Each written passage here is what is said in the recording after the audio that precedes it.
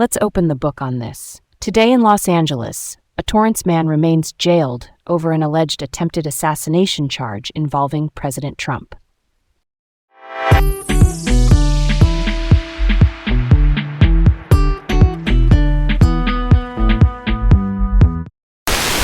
I'm Leah. And I'm Garrett. Welcome to Laid Back Local, the news of the day with Leah and Garrett from Los Angeles. All right, let's set the stage for this one.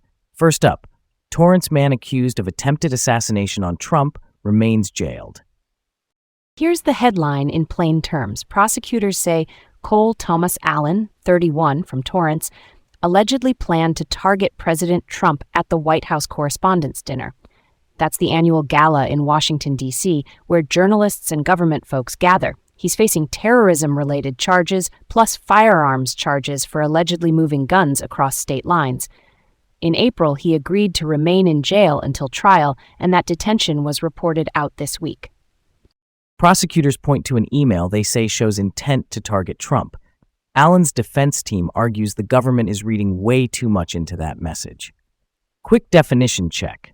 When we say terrorism-related charges, we're talking about crimes the government frames as violence or planned violence, intended to coerce policy or intimidate the public. Big-time penalties.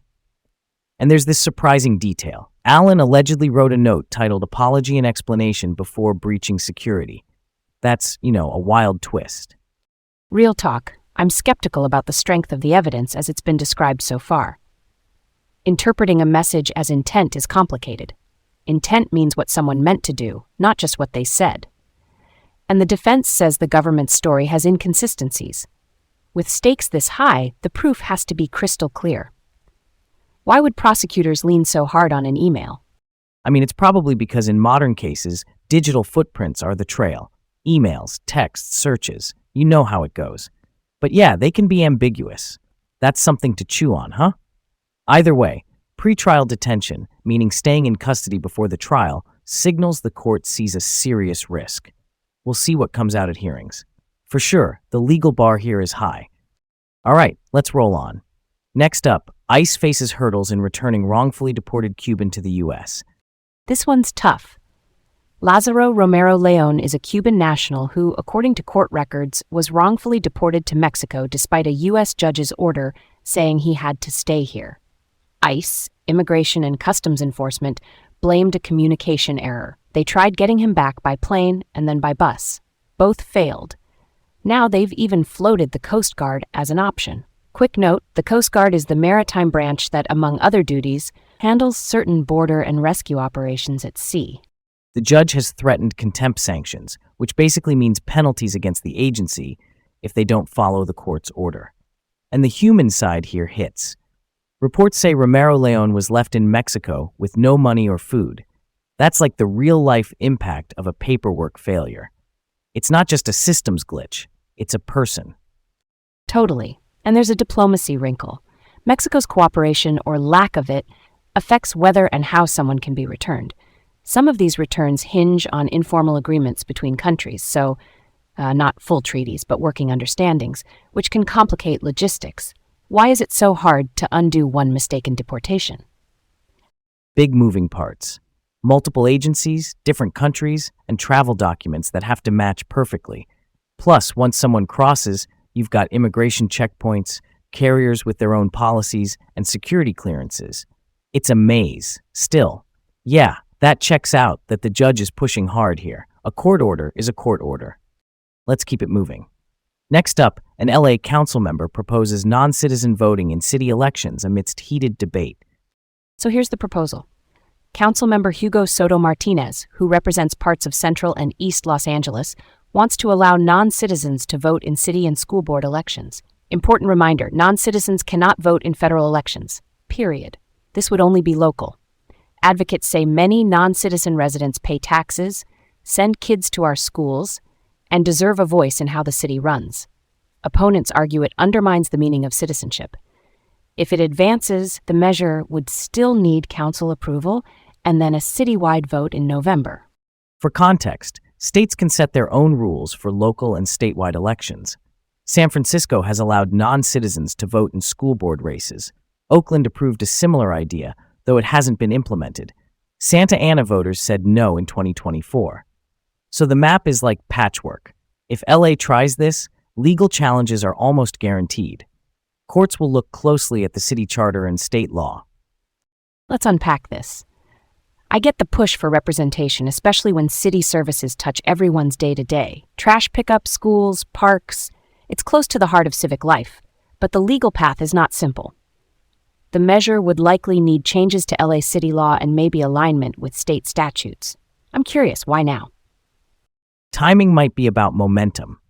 There's a broader effort to integrate immigrant communities into civic decision-making, especially as federal policies feel tense.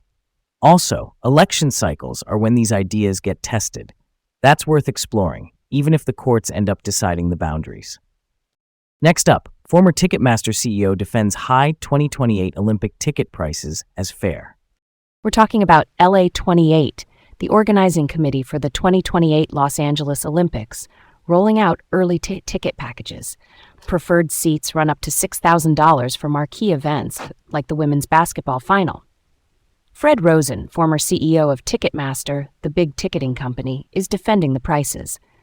His argument is simple economics, supply and demand, and he says charging more now helps avoid taxpayer subsidies later. One eyebrow raiser. A pair of seats to one men's basketball semifinal could cost around $5,000. Rosen compares it to luxury hotels. If you want the penthouse, you pay penthouse rates. LA 28 also plans a resale marketplace in 2027. That's where prices can spike even more, since resellers chase what the market will bear. My woodshop brain goes, hey, materials cost what they cost. But like fairness is a real question. Should the pinnacle of sport price out regular fans? Keeping it real, I see both sides. If prices keep the event off the city's books, taxpayers avoid surprises, but access matters. The Olympics are supposed to be a shared civic moment. Maybe the solution is tiered pricing with more community tickets or discounted local blocks. Quick note, a resale market means original face value might be reasonable in some spots, but secondhand prices can climb fast. Speaking of which, I'm down for that idea. Set aside a chunk for LA residents with proof of address. That hits different than a luxury package. We'll keep an eye on how these offerings evolve as venues and schedules firm up. Last up, experts debunk connection between Black Dahlia and Zodiac killers. All right, here's where we begin. The Black Dahlia is the nickname for Elizabeth Short, a young woman brutally murdered in Los Angeles in 1947. That case remains unsolved.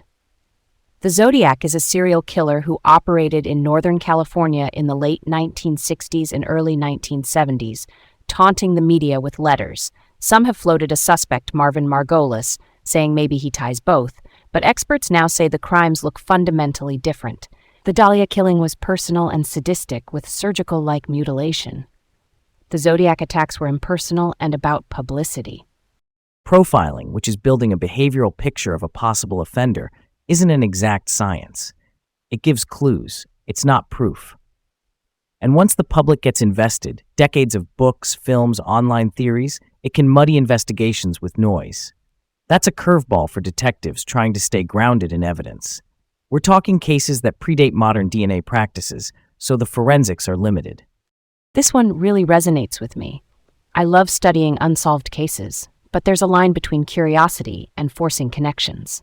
The surgical precision in the Black Dahlia case is a startling detail. It suggests a very specific skill set. Meanwhile, the Zodiac was chasing headlines.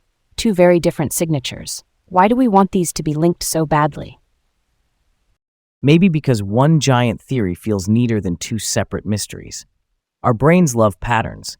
But yeah, in this one, experts are waving the caution flag. Different motive, different method. That's a solid point to end on. And that's where we'll leave it for now. That's all for today from Laid Back Local, the news of the day with Leah and Garrett in Los Angeles. Have a great day, and we'll catch you tomorrow.